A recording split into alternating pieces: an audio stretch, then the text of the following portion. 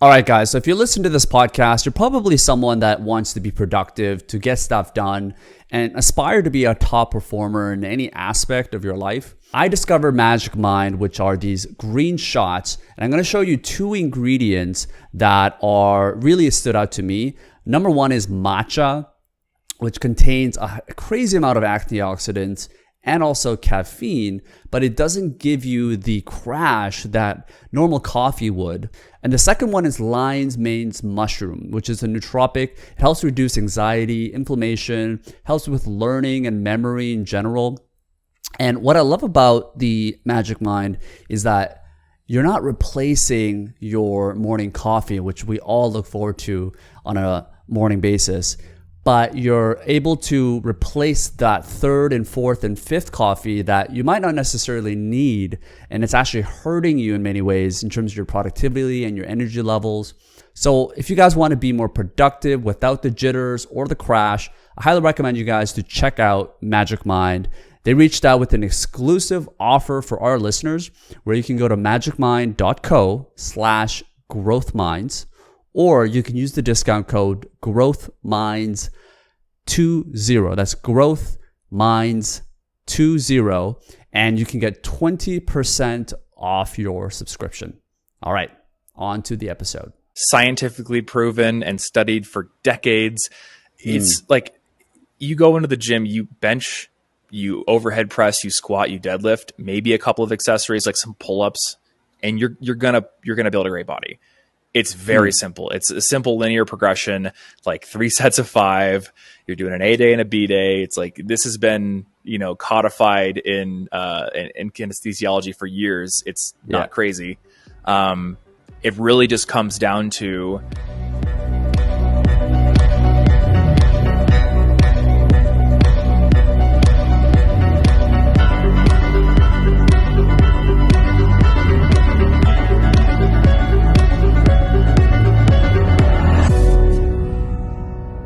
Growth Minds. Whether it's your first time here or you've been here before, I'm curious to know what it is that brought you here. And if you can, smash that like button below. It really helps spread our message to more people. All right, on to the episode. Awesome, man. Well, Thomas, thanks so much for coming on the show. Really excited to have you on here. Thank you for inviting me on the show. How you doing? Good. I know we haven't connected before, but I initially found your work through Skillshare, I believe. You got various different courses on there around productivity. And I just noticed like it stood out for me amongst a lot of the other typical productivity videos. And one, I think it was just like the quality of the video itself. And the amount of information that you were providing. It was I think it's been like 2 or 3 years since I've been kind of following your work around that. So yeah, really excited to get in and talk about productivity, goals, habits, all of these things. I think February is probably a good time to talk about this stuff because, as the slump of New Year's resolutions are starting to die off, I think this will just kind of like give people that burst of, new energy to keep them going. I know that you initially started talking about your, was it College Info Geeks that you were running where you were talking about more studying habits and stuff like that? Is that kind of how you started your content creation process? Yep, that's exactly how I started. So I've got a website still live, collegeinfogeek.com. And I started that in my freshman year of college. And I actually started it because I got rejected when I applied to write for a different blog. And then ironically became friends with the people who ran that blog later down the road. They did a lot of promotion for me. So it was all good. And I'm kind of glad that I got the chance to do things myself. But yeah, for a bit of background, I went to college in 2009, which was prime financial crash time, if people remember that. A lot of people were losing their jobs.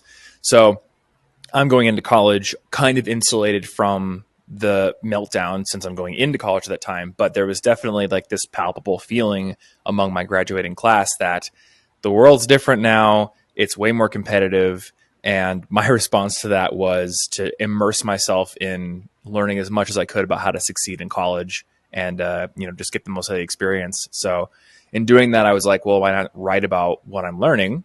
And if I can't write on this blog over here that I like, I'm just going to start my own. Got it. So this was like your first year of college. You've already started to blog, and it was mostly just around how you can study better, how you can be more productive when you're in school or in college specifically. Was it focused on a specific topic, or was it just in general around studying and learning? I would say it was focused on everything related to college but studying, to be honest. Okay. So, today people know me as the guy who made a lot of study content. And I actually did that after I graduated. And the reason for that is when I was in college, I didn't really care that much about my classes. And to put this out there, I majored in business, so it's not like my classwork was that tough.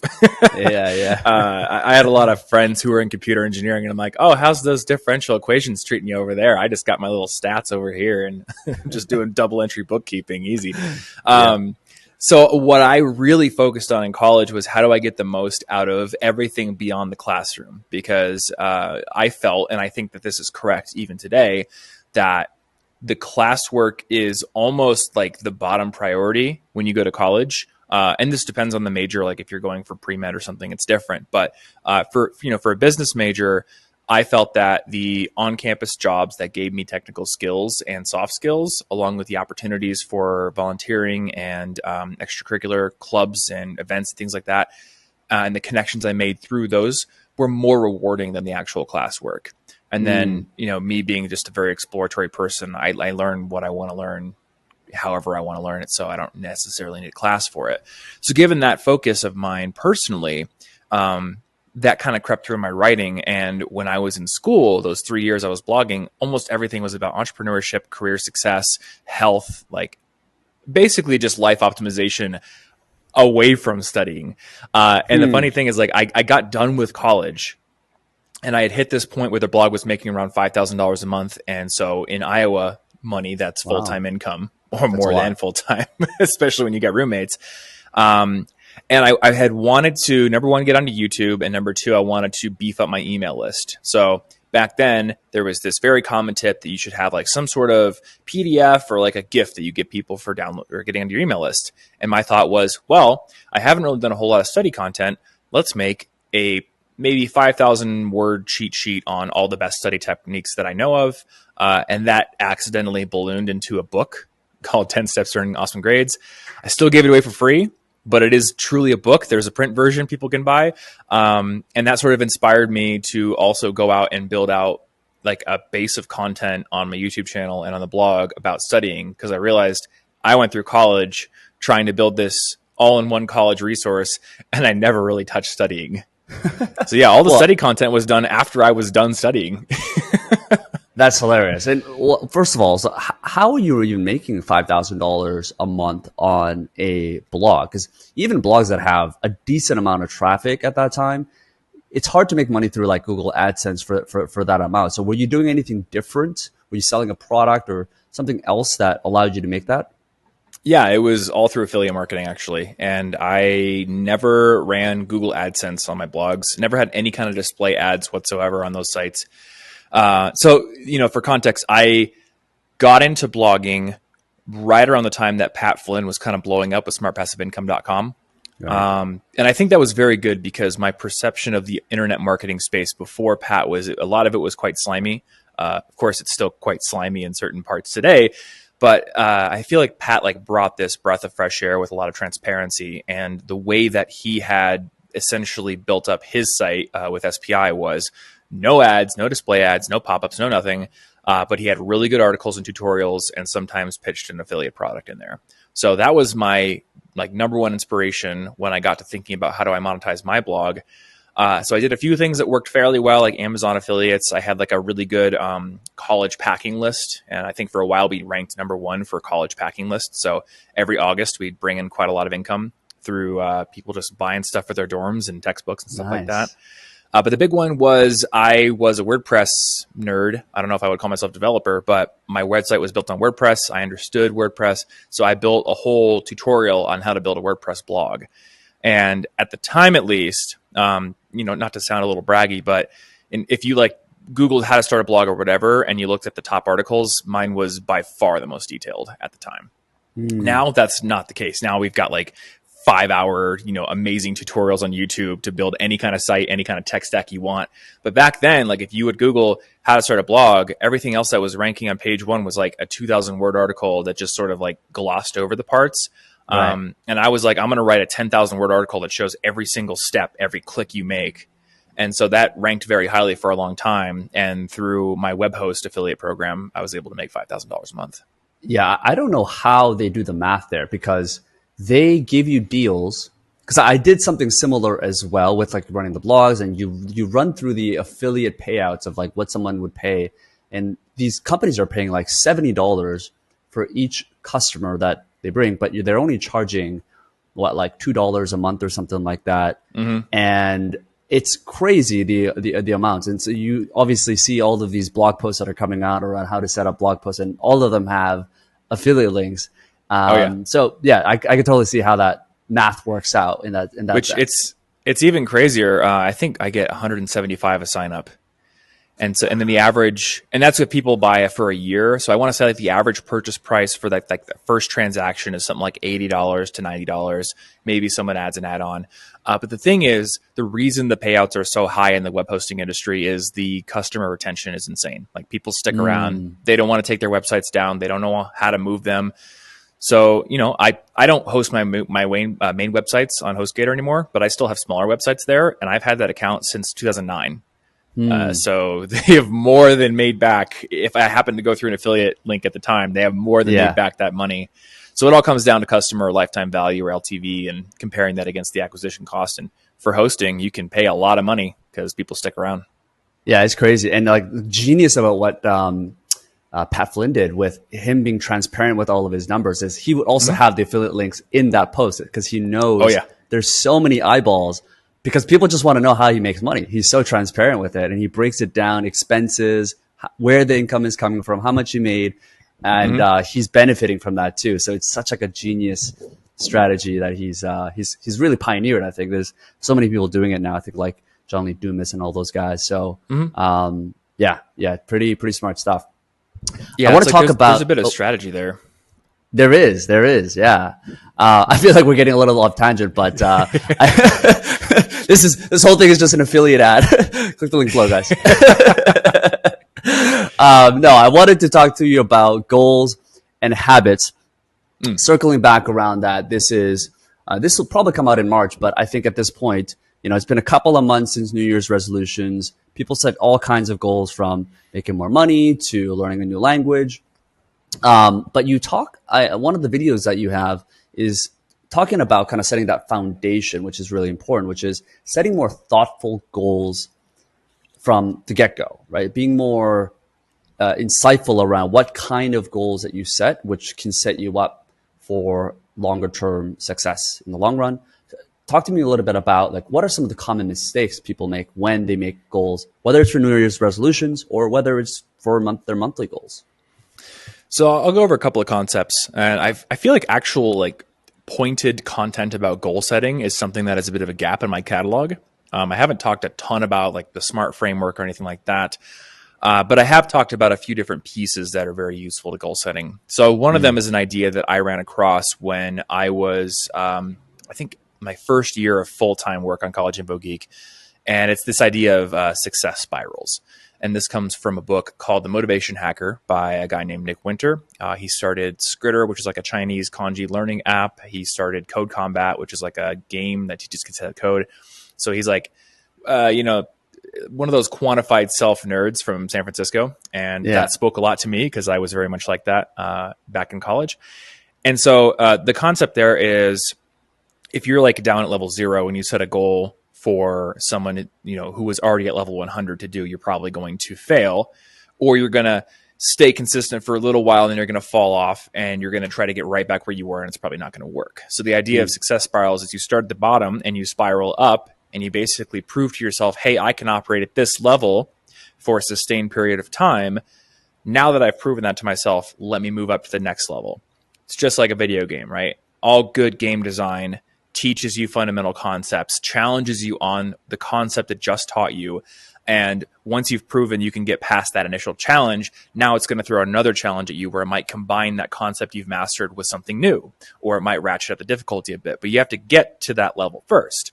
And I think a lot of people make the mistake with goal setting of just picking a level that they have not proven to themselves yet they can do. Like, I'm going to read a book a week. Well, okay, did you read even one book last year? No. Maybe challenge yourself to read like a book every couple of months, or just challenge yourself to do an input-based goal where it's like, I'm going to read for an hour a day, or I'm just going to read 20 pages a day or something like that. So that's one useful concept. Input versus output is also a very useful concept. And that's also quite detailed in the Motivation Hacker. So I would recommend people read it. But one thing I liked is, I feel like a lot of my goal setting theory comes from that book. He used a external system to basically augment his self-discipline. It's called BeMinder. You can literally basically bet money that you're going to do what you say you're going to do. And then he had set up multiple different goals, but some of them were input-based and some of them were output-based. So I want to say, like, he went crazy and bet half of his net worth, which at the time was $15,000. So he bet $7,000 on an input-based goal of, I will write, say, 200 words a day or something like that to finish my book. So the money wasn't bet on, I will finish and publish the book. It was bet on, I will write 200 words a day. And that you can easily quantify and track, and you can use automated systems to hook up to BeMinder. It could be like an RSS feed or something like that. Yeah. And then there was another one that was, oh, go ahead. Just sorry to interrupt, but can you elaborate what you mean by input versus output goals? Yeah. So, if I say my goal is to squat 400 pounds, that's output based. If I say my goal is to get to the gym and do 3 sets of squats 3 times a week, that's input based. There's not a specific criteria I have to meet in order to achieve the goal.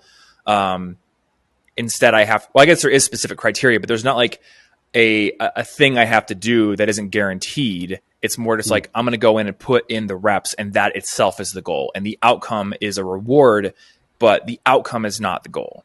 And then output based is the exact opposite. The outcome is what you're shooting for, and that is the goal. So, get 1 million subscribers on YouTube is output based. Make 100 videos over 2 years is input based. I mean, I guess it would be output based too, but it's like, I know I could, I'm putting in these reps. My goal is to put in the reps.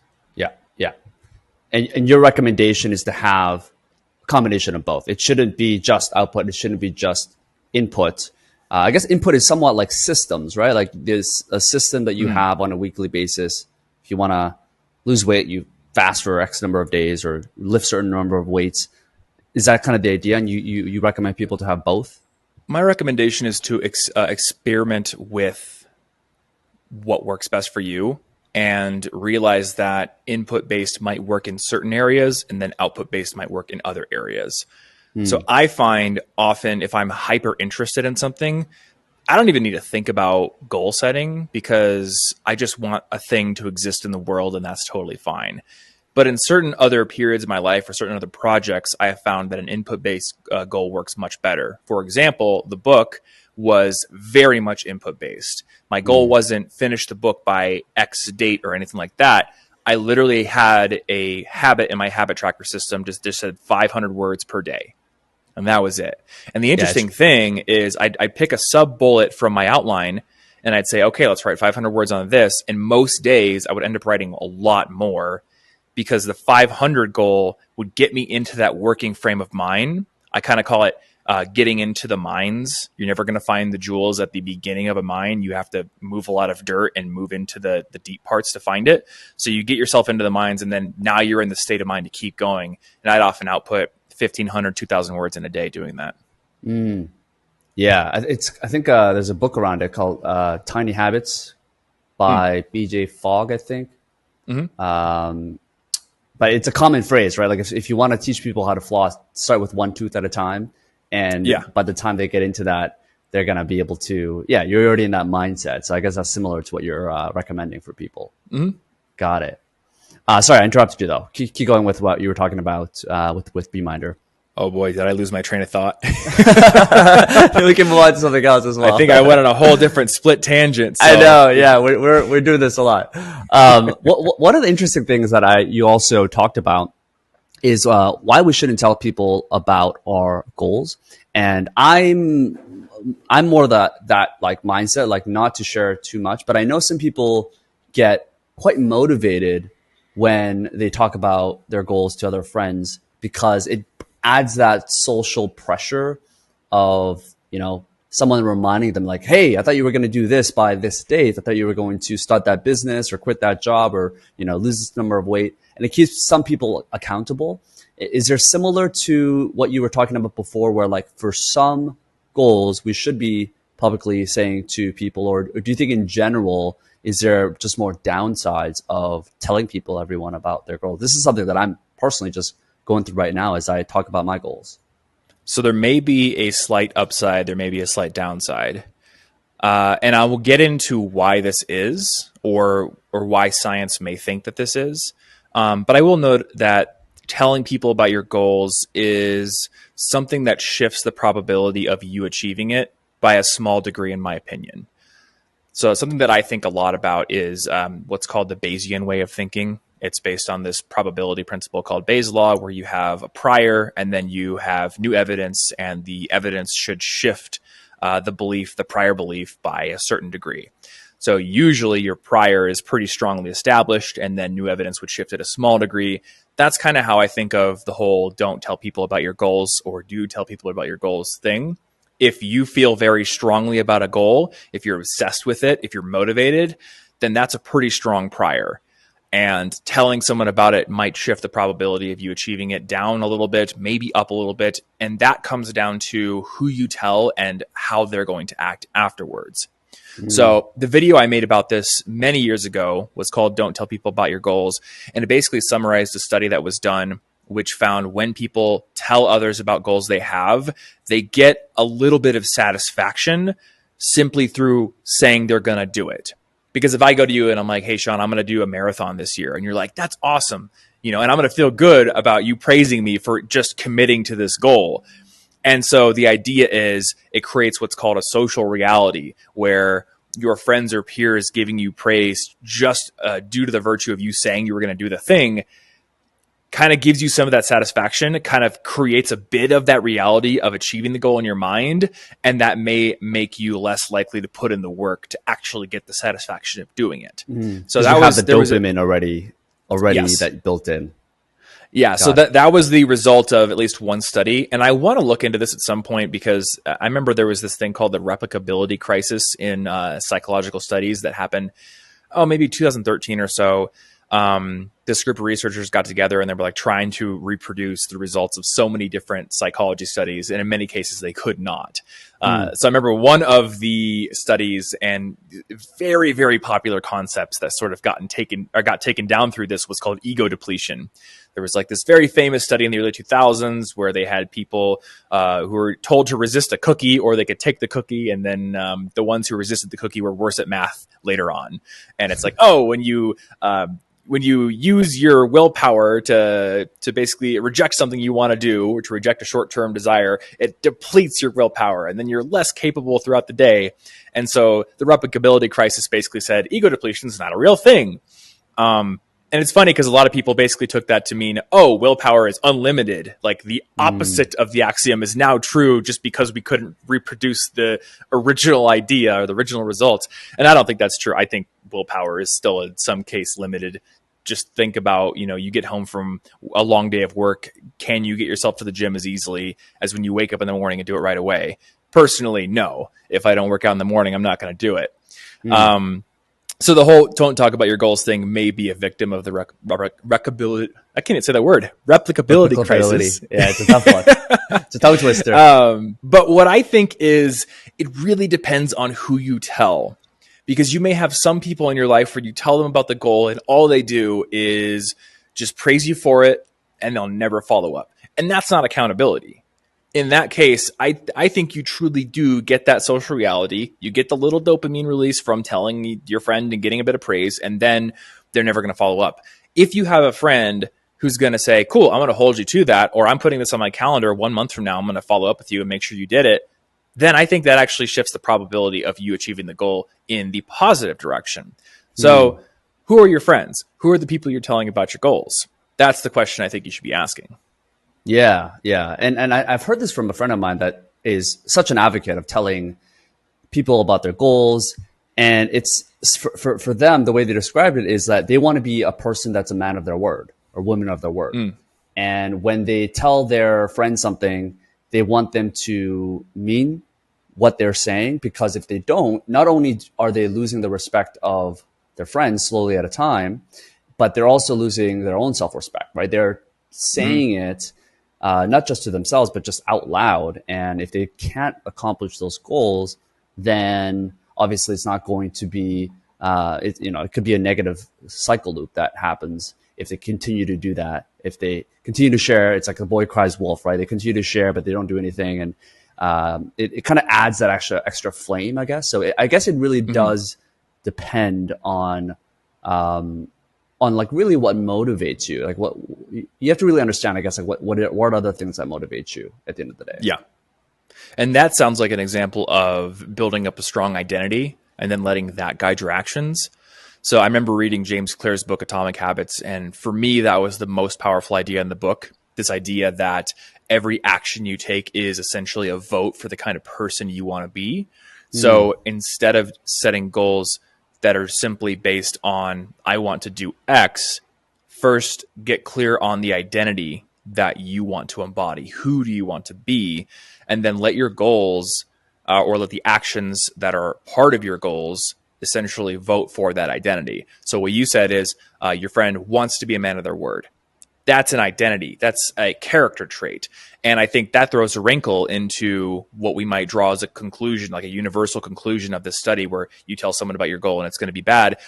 If you embody the identity of a man who sticks to their word, someone who says or does what they say they're going to do, then that's probably going to affect you differently than the average person who is willing to say, hey, I'm going to do this. And then when it comes time and they don't want to put the work in, they're just fine with it. Right. It's very like independent result, I guess, depending on like who you believe yourself to be at the end of the day.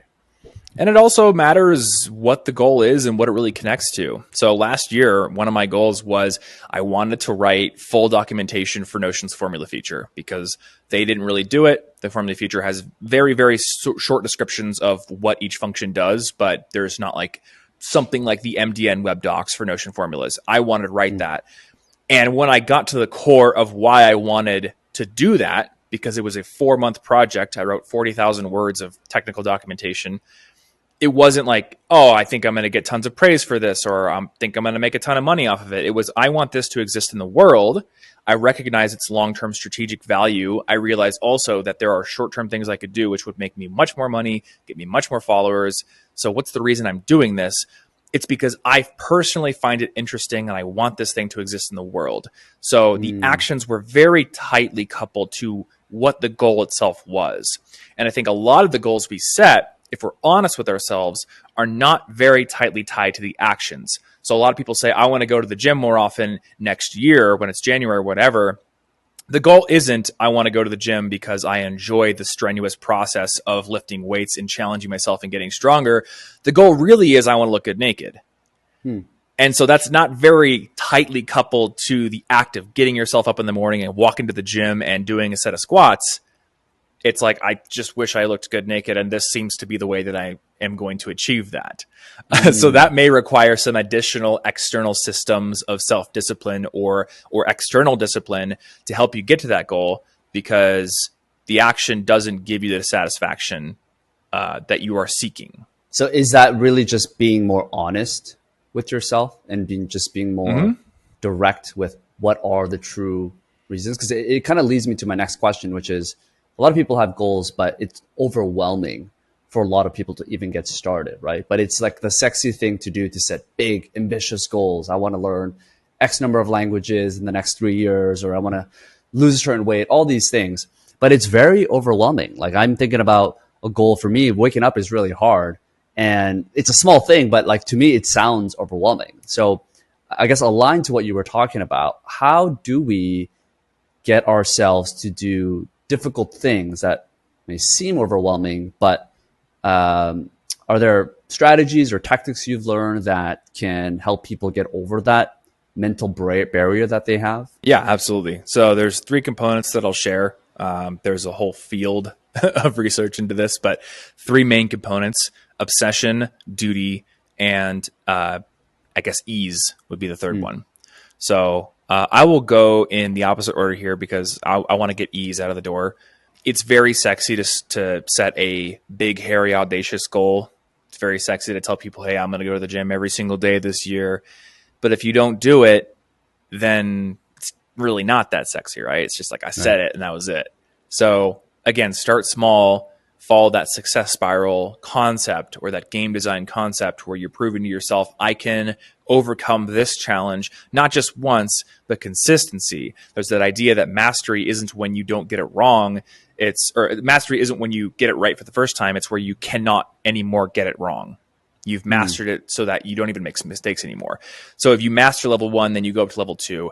That's using the concept of ease, or at least working within the bounds of your current capabilities, maybe reaching just beyond them instead of expecting yourself to go up to level 100 right away. Obsession, I guess, will be the next one. If you are hyper interested in the actions you have to take to achieve the goal, you're just going to do it. And I won't harp on obsession too much because anybody who's obsessed right now isn't listening to a productivity podcast. And I think that's just what it comes down to. Like ideally, if you're consuming productivity content in the slightest, your goal is to graduate from it because you eventually find something in your life that you're so stoked about that you just want to wake up and do it all day long. And when you have that, maybe you still need some systems that we can talk about for other things like keeping your life balanced, maybe signing off of your work at 5 p.m. if you want to have a life in the evening, maybe going to the gym, whatever it is. But the thing you're obsessed with does not anymore require the productivity and motivation techniques because you just want to do it that badly. And I've definitely experienced that. And I've also experienced the flip side where I'm sticking with something that I obviously shouldn't be doing and trying to force myself to do it because I'm lying to myself and not realizing I'm not obsessed with this. Maybe I should pivot. What if there's a goal, though, that they know is good for them? Let's say like eating clean. Let's say not drinking alcohol. Let's say working out every day or waking up early because is actually something that's good for you, but you're not obsessed with it. It's a good thing. It's a universal truth, but you're just not super into it. Is that a requirement for obsession to be able to accomplish these things? No, not at all. So the third aspect of this I was going to talk about basically covers everything else. And my word for that is duty. The more precise word is externalized augmentation of your self-discipline. And what I mean by that is you have something in the real world, be it a goal you wrote down, be it a system that keeps you accountable, be it a coach, be it people who are depending on you for their livelihoods, something in the real world that takes the mechanism for ensuring you comply with your goal out of your mind and makes it real. And so I made a video about this called The 5 Levels of Self-Discipline. And I think that distills it pretty well, but I'll kind of go through those levels here. They all come down to finding a way to get something built in the real world that essentially creates duty for you. So level 1 is the self, and that is literally just creating some sort of automated external system that keeps you on track. It could be as simple as I'm going to set a timer and I'm going to use the Pomodoro technique to get some work done for the next 25 minutes. And that works because now the stop time is no longer decided by you. It's this little timer on your desk. It's like, oh, I just have to work for 25 minutes and I can be done after that. But like the timer is basically keeping me on task here. That's cool. It could be as complicated as setting up BeMinder, connecting it to your Strava account and having it track how many miles you ride every day because you're trying to train for like a bicycle race or something like that. And it would charge you money if you didn't ride as many miles during the day as you said you were going to. And there's no weaseling out of it because it's literally just sending data from Strava to BeMinder. So that's the self level. And then 2 through 5 are all having to do with our connections to other people. So level 2 would be the friend who's actually going to keep you accountable when you tell them your goal. This isn't like an actual coaching relationship. It's not codified. It's just somebody who will hold your feet to the fire when you say, I'm going to do this. They'll follow up with you. Level 3 would be a coach or somebody who is professionally obligated to actually track your progress, keep you motivated, keep you on task, and ideally give you feedback on what you're doing as well. Great example for that. I have a lifting coach. So he sets programming for me. I have goals. He helps me to meet those goals. And I also film my sets and I write down how many reps and how many sets I did at which weights. So he can actually track my progress along with me. He can adjust my next workouts based on, was I able to get this set done? Did I fail a rep? That kind of thing. And he's able to give me feedback like, hey, you're leaning forward too much on your squats or you're bending over too much. So that helps me to dial in my technique, avoid injuries, but also, I think most importantly, actually stay on task and stick to my goals. And then level 4 and 5 are much more group based. So 4 could be aligning your personal goal with a bigger goal of a group. This could be something like, to use the running example, if I'm going to join like a relay race, my training is no longer just tied to my performance. It's tied to my team's performance. So I don't want to let my team down. Right. Therefore, I'm going to stick to my goal. And then that naturally leads to level 5 where you're now the leader. And so you are not contributing everything to the group effort, but you're at the top and everyone depends on you to set the example, to help with the planning, to set the tempo. And once you're the leader of a group, I think that puts the most pressure on you to actually stay disciplined with your goals. It also creates the greatest likelihood of consequences that would hurt other people if you fail. So I don't think taking on a leadership role is necessarily like a productivity hack. It's more like the logical conclusion of this model. Right. And I guess the harder the goal is, the more the goal seems overwhelming, the more you would want to stack these components to have it to your favor. Would that be right? Or is there like the more powerful one that you recommend? I think it's a little fuzzier than that. I just think you should try things out. So, I don't think it's like, oh, well, I'm only going to break out the ultimate weapon of joining a club because this goal is so hard. Like, if it sounds fun, it sounds fun. And if your goal is like, hey, I want to get my cardio up, and joining a volleyball league is definitely going to get your cardio up, like do it, but just do it because it sounds fun too. Yeah. The thing that I struggle with is, and I'm sure a lot of people do as well, is you set goals that maybe you've previously failed at. So maybe that is, for me, let's say like right now I'm trying to gain more muscle weight, and just because of, first world problems, but this is because of, high metabolism and whatnot, it has been harder to continue to maintain that with travels and all that stuff. So when I reset these goals, I'm like, there's always stuff in the back of my head. And if from other people, it could be starting a business, it could be gaining muscle, all these things that they may not have succeeded at. What are some tips or advice you could give when we're setting goals or when we're trying to build these habits to accomplish these goals when they have failed before or when they're getting off track? Yeah. So everything I'm going to say here kind of stems from things we've already covered, which I think that's totally fine. There's a great line from Alex Hormozy: we need to be reminded more than we need to be taught. So if you have failed a goal, then first you got to ask yourself, do I care about this goal? Have I committed to this for vanity reasons? Am I trying to impress someone else that doesn't really need to be impressed? Am I trying to keep up with somebody else or trying to keep up an image? Like really get down to the core of why you want to achieve, say, putting on more muscle mass, and ask yourself, like, do I really care about this? Or am I being pushed by some sort of external factor to believe I should care about this? But, assuming that you do actually care about it, you're like, I really want to do this, then again, it comes down to ease and duty. If you're not obsessed, and if you failed it, you probably weren't obsessed, make it easier or add more duty to the mix. So for the example of putting on more muscle mass and being more consistent in the gym, this was definitely one that I struggled with for years. February 2020, I met my lifting coach at a conference, and he's like, hey, I want to try training you. So I started working with him, and over the next year and a half, I think I put on like 35 pounds of muscle, and finally got that 1,000-pound powerlifting total.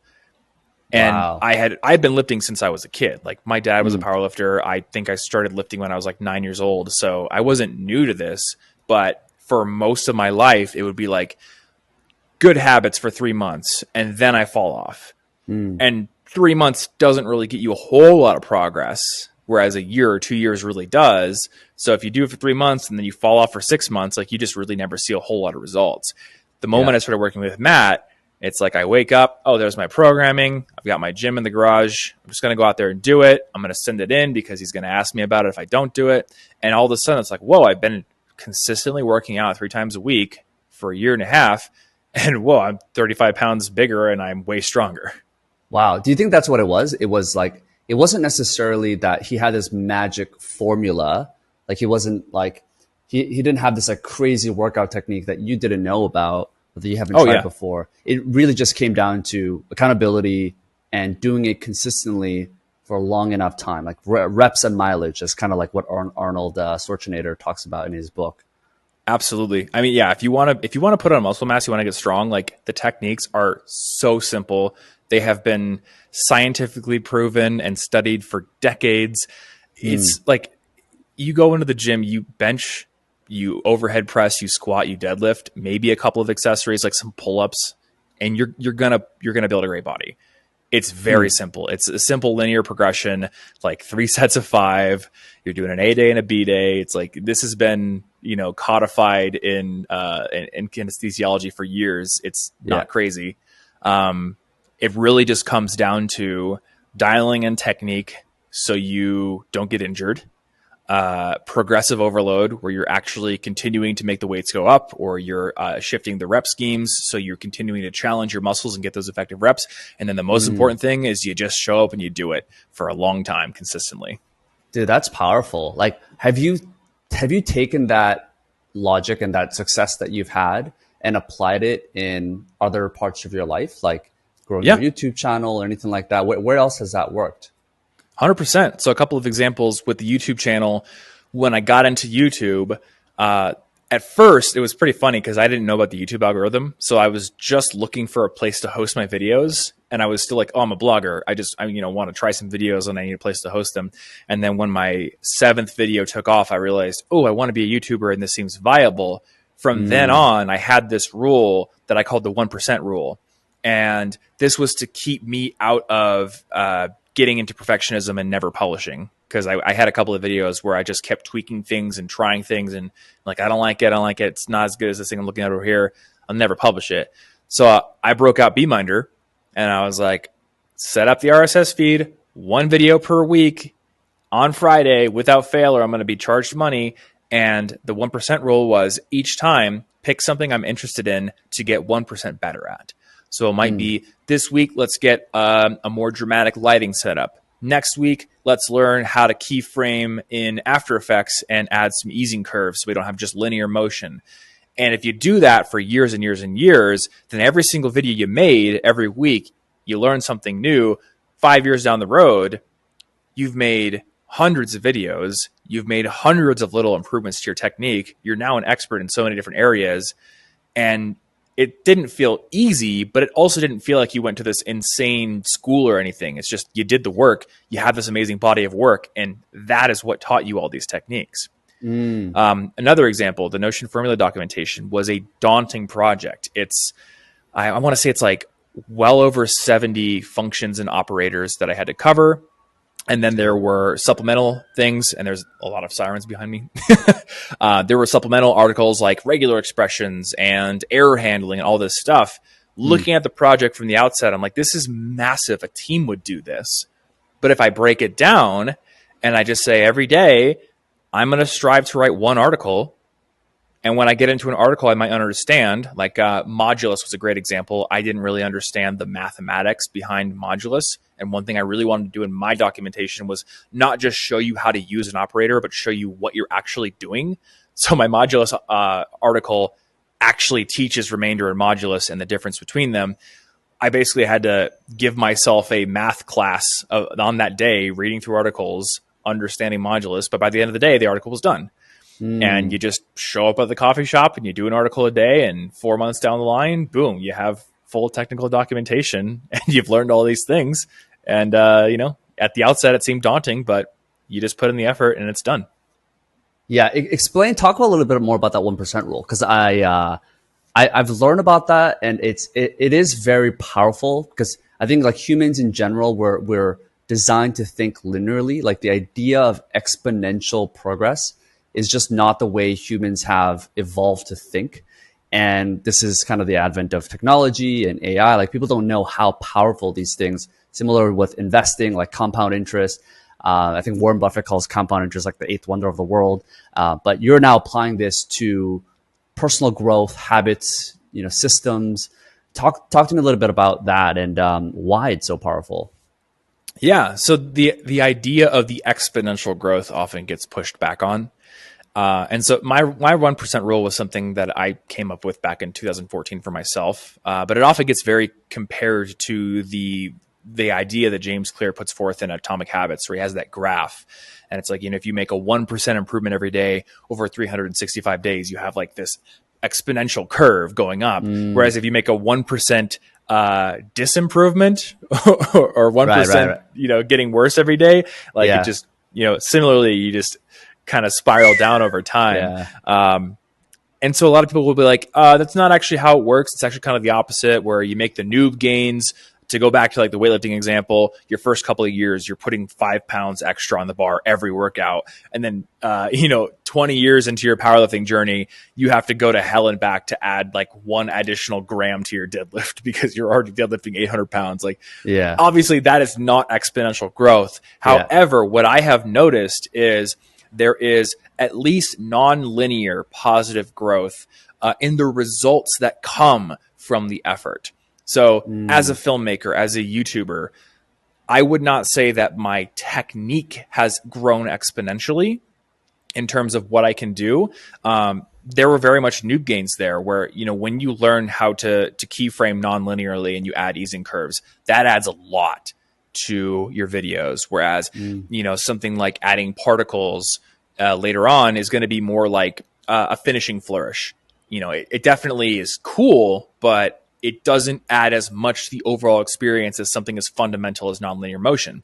However, the results that I personally have experienced through applying the 1% rule, continuing to learn while building a body of work, while building a lot of connections and friendships and deepening those connections over the years, my results have been nonlinear in a positive direction. And I did a whole wrap-up thread last year just to pick income as one metric. Our income has been nonlinear in the positive direction. I don't know about exponential, but 1.4 million in revenue last year versus I think 700,000 the year before. That's a doubling, whereas we didn't see a doubling before that.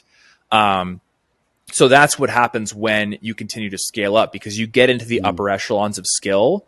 You start meeting other people who are also in those upper echelons, and the opportunities that unlocks, combined with your previous body of work, with the audience you've already built, it brings bigger and bigger rewards over time. What is that for you right now? What is that 1% thing that you're mentally focusing on? JavaScript. That's what it is. So really? My goal over the last few years, when I started Thomas Frank Explains, my second channel, my goal was I want to create a niche channel all about Notion. And I'm a big proponent of free information. So I wanted to create like a vertical end-to-end resource for anybody who wants to learn Notion. Vertical meaning from the basics of creating a brand new page and learning a little bit of Markdown to the higher end of literally building your own apps using the Notion API. And I realized to do that, to realize that goal, I have to learn JavaScript because I don't know it. The Notion API generally uses JavaScript and Node.js to do things. So I have to learn JavaScript. I have to learn Node.js. I have to learn how to work with APIs so I can go teach it.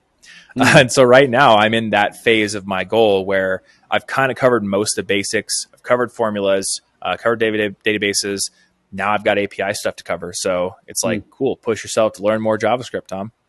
Well, why not bring someone else? And, from that mindset of like scaling your business, of bringing on so that the business isn't entirely dependent on yourself.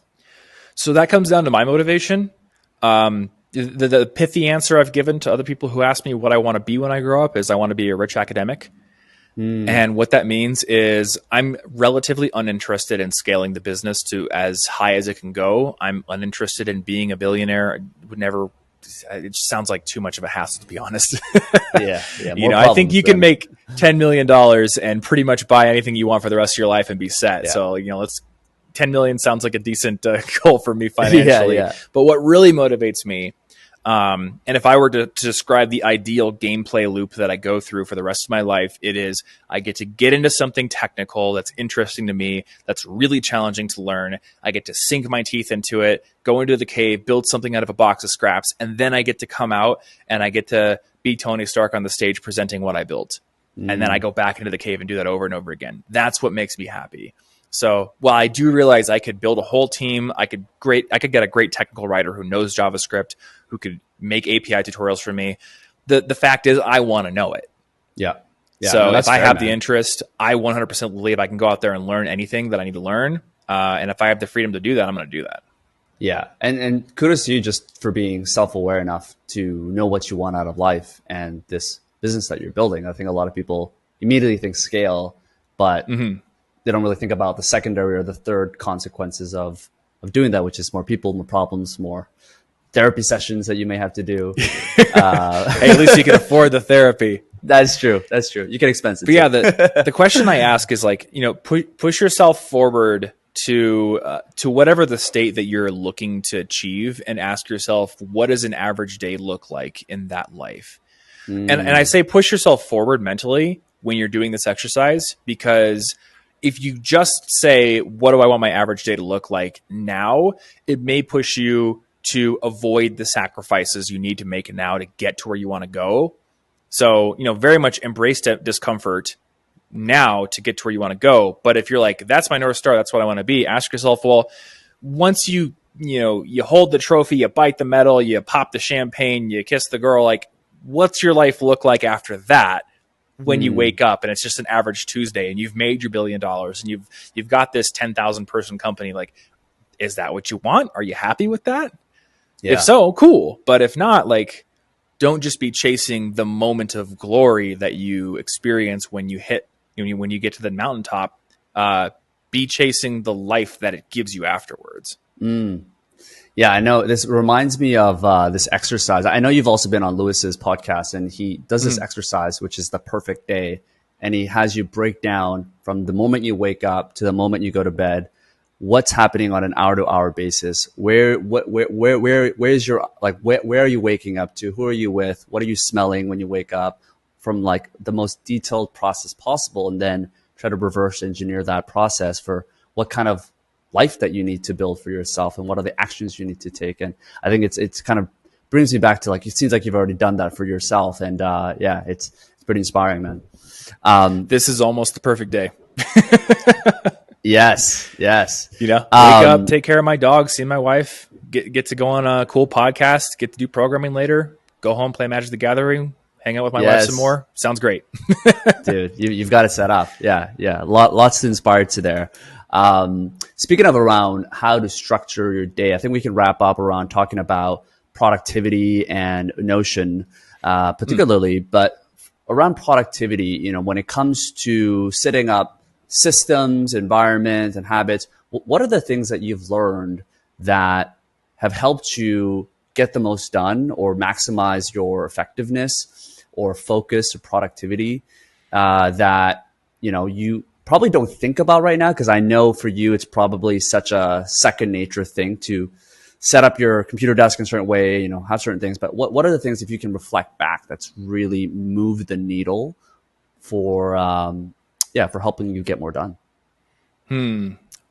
I mean, there's a lot. I think it's like a life by 1,000 unpaper cuts. I don't know. I was going to use death by 1,000 paper cuts, but I'm not dying from this. I'm getting more productive. So. It's many little things. One that I will pinpoint on right now is having what I call a productivity system, what Tiago Forte would call a second brain. Basically, a system of external tools that allows you to use your brain for focus in the moment, for ideation, not for trying to manage your entire day or trying to make sure nothing slips through the cracks. And the importance of this is variable. I was talking with my wife last night. We were at dinner and she's like, you're going to think I'm crazy for this, but I never used a calendar in college. And I'm like, what? Wow. You just memorized your student schedule? She's like, yeah. I just knew where to go. Like, okay. You got the genius of that kind, because when I was in college, reading collegeinfogeek.com, I guess. She was not reading collegeinfogeek.com. No. Yeah, my wife doesn't tend to watch my productivity videos. I wonder why. I was the opposite. When I got into college, like I went over the top in college. I think the summer before I even started my freshman year, I was like detasseling corn and I was trying to prep for college. And one thing I did was I set up Google Calendar with all my class schedules. And then I thought, I wonder if the campus maintenance people thought to put the building blueprints or maps anywhere online. And I found them. They did. And so I was like, okay, I'm screenshotting all these building maps and I'm going to put them as links in my Google Calendar. So that way on my first day of class, if I don't know where the room is in the building, I'll be able to pull up the map and find it, which was great. Because I remember reading, there was like a college prep book called The Naked Roommate. And one of the things it was saying is like, your first week of class, don't worry if you're late, because basically everyone is, since they don't know where the room is in the building that they're going to. And I'm like, I'm not going to be that guy. I'm going to know where to go. Yeah. So I did that. And that's the idea. Like, so you want to have a system of tools where when you have an idea, you got a place to put it. When you have a task, you have a place to put it. When you have an event, you have a place to put it. So the whole like core of it is I want to externalize the information in a system I trust, where I know the information is going to be, and I have 4 tenets for this: easily captured, easily organized, easily found, and easily disposed of, to keep things from getting crufty. So that's kind of like my concept of a second brain. Wherever you are, can you capture it very easily? Because if you can't, you're not going to do it. And you're going to convince yourself, I'll just remember that one. And then you won't. So have maybe an inbox, or have an app where it's like Drafts is a good one, where you can basically set up workflows that capture anything you could think of and send it off to whatever app you use. Personally, I use Notion. I built a system called Ultimate Brain for this. It's a system that I also sell for other people to use, but basically it's like all that stuff captured into one overall system in one tool. I've got task inbox, note inbox, project management inbox, all that kind of stuff. So make sure it's easy to capture. Doesn't matter which tool you use, just make sure it's easy. Make sure it's easy to organize, because if everything just gets put in one pile, you're never going to go through it. You're never going to be able to find what you want. Make sure it's easy to access things. So a big concept for me there is I don't want to have to click through too many folders to find things, or I don't want to have so many different tools that all my information is siloed in different systems. I would prefer to have it all in one place where I can hit a little command on my computer and search for things. And then easily disposed of. That kind of speaks to the archival concept, where once something is no longer relevant, archive it. And I like the word archive. I like the idea that you are not fully deleting something, because you might need it in the future, but you don't really want it in the places you frequently visit. So a good example would be like in my project manager, I might have a project for like buy Christmas gifts for 2022. Well, that's no longer relevant now. Yep. So I'm going to archive that project, but I'm not going to delete it, because maybe down the road, 5 years from now, I'm like, I don't know what to get my wife. And I might go back to one of those Christmas lists and be like, well, is there something common here? Is there something she never got? Or is there like some inspiration I can pull from something she asked about 5 years ago that I can use to figure out what to get her now? Like, that might be useful. So archive your stuff, don't delete it. But again, get it out of those frequently visited places in your second brain. What are some other tools that you've used, or apps that has just been really, just helpful in general around productivity, or maybe even just around making your life better? If you can just think about tools, because I agree, tools are really one of the most important things that we have in our generation that we didn't really have access to before in terms of automation and all that. Are there anything that you can think about? I'll just go with the ones that I'm using right now, just stuff that comes top of mind. So, take these for what they are. Maybe not the best tools I use, but I'm thinking about them right now. There's one called Raycast, which is a cool little Mac app. where it's like Spotlight. You can just hit like Command Space, bring up a little bar, but then it has like tons of extensions. So I like it for window management. It's super easy for like setting something to the right or left side of the screen, or pausing Spotify or Googling things. Just like it basically just removes friction for doing all kinds of stuff on the computer, which is very nice. Yeah. I will say ChatGPT has been actually a very, very useful addition to my workflow. So what I've been doing a lot recently is a lot of programming, a lot of building Notion API tutorials. And a lot of times I will hit things that I thought I coded correctly, but there's some sort of error, and the error message in the console isn't really giving me a whole lot of context. So in the past, I would go try to find like Stack Overflow threads or whatever it is, or I dig through documentation and just like try to force myself to understand it, looking at examples. Now I can copy my code, I can throw it into ChatGPT, and I can be like, hey, what's wrong with this? And it's kind of amazing that like it will tell me, here's the error and here's why it's the error. So it's like, this is what's called an immediately invoked function. And the reason it's not working is you need to have these two parentheses at the end before your semicolon. Otherwise, it's not going to be invoked. Like, oh, okay. It just taught me something and debugged my code. So that's pretty useful too. That's wild. I mean, when you think about, because you're a proponent of Notion AI recently came out, and obviously you're using all of these tools, and it's, talking about exponential growth. We're going to be seeing ChatGPT 4, ChatGPT 5. When you're thinking about productivity, when you're thinking about people in their regular daily lives, what are the skills you think that will increasingly become more important as answers are just there for us? Information is just abundant and it can summarize everything for us. What do you think are the most important skills to learn? So what we're seeing is an acceleration of what already happened 20 years ago when Google came out. And I have a video that I want everyone to watch it. It's called The Skill You're Slowly Losing, but I can talk about the concept of it here. It's the idea of being the kind of person who, when confronted with a wall, is able to break through that wall.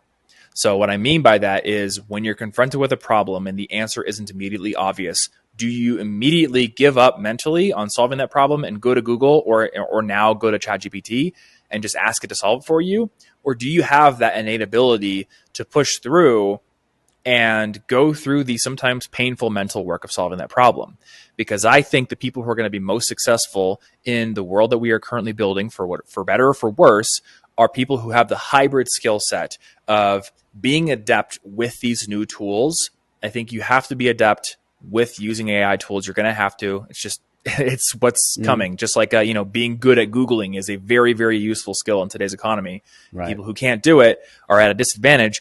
But on the flip side, you need to remain able to push through roadblocks and solve problems on your own and creatively solve problems and be able to pull from many disparate areas of discipline and different topics to come up with new solutions.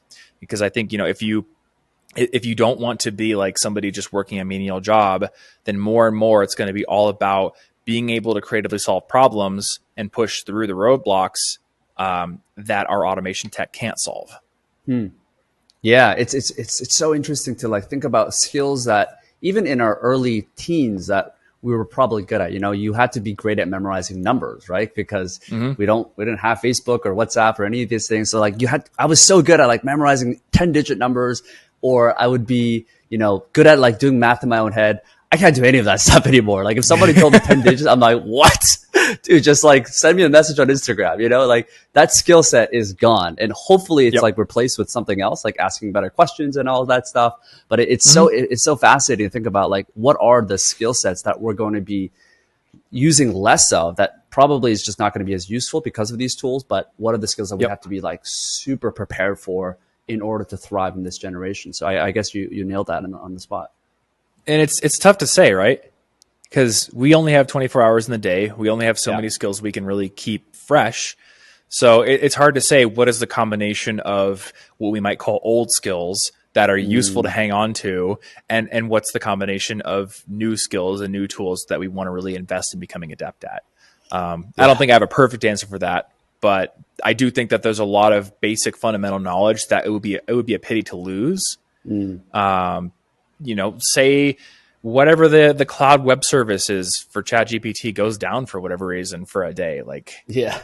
do you know how to purify water if your water source is tainted? Like, do you know all these things? Like, it might be useful to know those things yourself, even though you do know 99% of the time. I can just go ask the AI god to tell me how to do it. Yeah. Good thing Google's got Bard now, which is apparently I'll go ask Bard. I'll go ask Bard. Yeah. Awesome, man. Well, dude, it was such a fun conversation that we've had, and thanks for sharing all of your insights, all of your knowledge. Where can people learn more about you? Where should we point people to? I know you've got your Notion AI, the crazy modules that you've got there, but anything else that people should learn more about you on? Someday there will be a Thomas Frank bot, and people can just go ask that questions. Maybe I'll just link to that in the future. I want to train a bot on me. I just need to figure out like how to do it and how to deter people from deep faking me. I don't know. But thomasjfrank.com is where you can go to find out all the stuff I got going on. And then if you're on Twitter, I'm pretty active on Twitter, Tom Frankly over there. Beauty. All right, man. Well, such a pleasure having you on here, and hopefully we can get you back for round 2. Yeah. Thank you so much for having me on the show. All righty.